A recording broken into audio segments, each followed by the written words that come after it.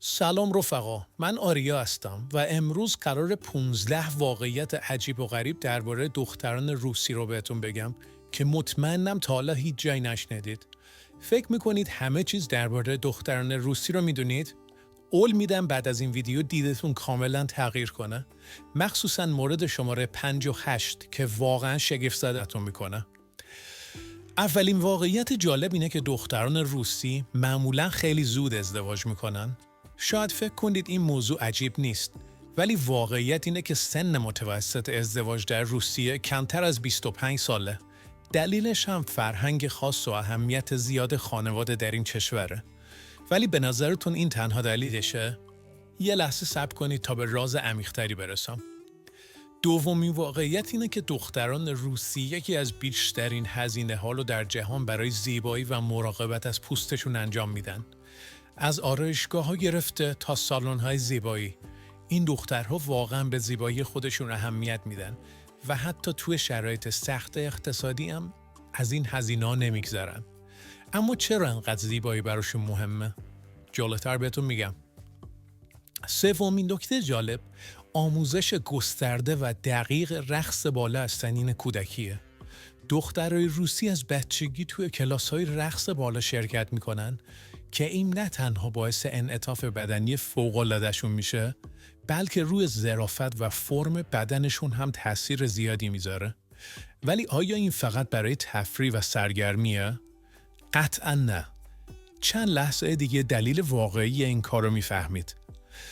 چهارمین واقعیت جالب اینه که دخترای روسی معمولا خیلی زود مستقل میشن. برخلاف تصور خیلیا که فکر میکنن دخترای روس خیلی وابسته هستن، در واقع اونها خیلی سریع به استقلال مالی و زندگی شخصی میرسن. به نظرتون چه چیزی باعث این استقلال زود هنگام میشه؟ خب این رو هم به زودی بهتون توضیح میدم. اما برگردیم به سوالی که مطرح کردم، چرا دخترای روسی انقدر به زیبایی اهمیت میدن؟ واقعیت اینه که توی روسیه زیبایی یه نوع سرمایه اجتماعی به حساب میاد و دخترها از اون برای پیشرفت کاری و زندگی بهتر استفاده میکنن. بله، شاید تعجب کنید ولی زیبایی توی این کشور یه عامل کلیدی برای موفقیت به حساب میاد. و حالا واقعیت پنجم که واقعاً عجیب و غریبه. دخترای روسی معمولاً از نظر فرهنگی خیلی صریح و بی‌پرده صحبت میکنن. شاید اگه با دختر روس صحبت کرده باشید دیده باشید که راحت و بی‌تعارف نظرش رو میگه. این موضوع برای خیلی از ما ممکنه عجیب باشه، ولی تو فرهنگ روسیه کاملاً عادیه. حالا به نظرتون این صراحت از کجا میاد؟ جلوتر دلیل واقعیشو براتون میگم. واقعیت ششم شاید حسابی غافلگیرتون کنه. دخترای روسی به شدت اهل مطالعه هستن. جالبه بدونید که روسیه یکی از بالاترین سرانه‌های مطالعه کتاب در دنیا رو داره و بیشتر دخترها از بچگی کتاب خوندن رو شروع میکنن. ولی به نظرتون چرا انقدر اهل مطالعه هستن؟ این هم دلیل خیلی خاصی داره که کمی بعدتر بهش اشاره میکنم.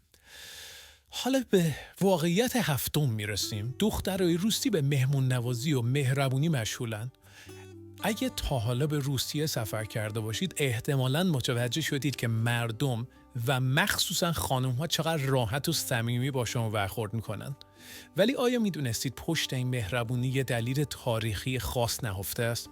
به زودی براتون توضیح میدم. یادتون هست گفتم آموزش باله فقط برای سرگرمی نیست؟ خب حالا بذارید بهتون بگم دلیل اصلی این آموزش چیه؟ در واقع رقص باله نه تنها یه هنر، بلکه یه نماد فرهنگی و غرور ملی توی روسیه محسوب میشه. از دید روسا باله بخشی از هویت ملیشونه و این هنر روی اعتماد به نفس و ظاهر دخترها تاثیر زیادی داره. ولی سوال بزرگتر اینه که چرا دخترای روس زود مستقل میشن؟ خب جوابش خیلی جالبه. سیستم آموزشی و فرهنگی روسیه از همون اول به دخترها یاد میده که باید سریع روی پای خودشون بایستن و برای خودشون زندگی بهتری بسازن. این استقلال بهشون کمک میکنه تا توی جامعه سخت و رقابتی روسیه موفق بشن. تا اینجا خیلی از واقعیت‌های جالب رو شنیدید، ولی هنوز به جالب ترین هاش نرسیدیم. واقعیت هشتم واقعا شما رو شوکه میکنه، چون درباره یه رسم عجیبه که توی روسیه هنوزم وجود داره و کمتر کسی ازش خبر داره. به نظرتون این رسم عجیب چیه؟ کمی جلوتر بهش میرسیم، ولی قبلش یه سوال دیگه دارم که ممکنه دیدتون رو درباره دخترای روسی کاملا عوض کنه. واقعیت هشتم که قولش رو دادم واقعا عجیبه. در روسیه رسم خاصی وجود داره که دختران مجرد برای پیدا کردن همسر مناسب گاهی به یه مراسم سنتی قدیمی میرن و اونجا با مردهای مجرد آشنا میشن. شاید به نظرتون قدیمی یا عجیب باشه، اما برای خیلی از دخترای روس این سنت هنوز هم بخشی از فرهنگشونه و واقعا بهش اعتقاد دارن. حالا واقعیت نهم، دخترای روسی معمولا زبان انگلیسی رو خیلی خوب بلدن و این یه مهارت مهم براشون به حساب میاد. ولی به نظرتون چرا دختران روس اینقدر به یادگیری زبانهای خارجی علاقه دارن؟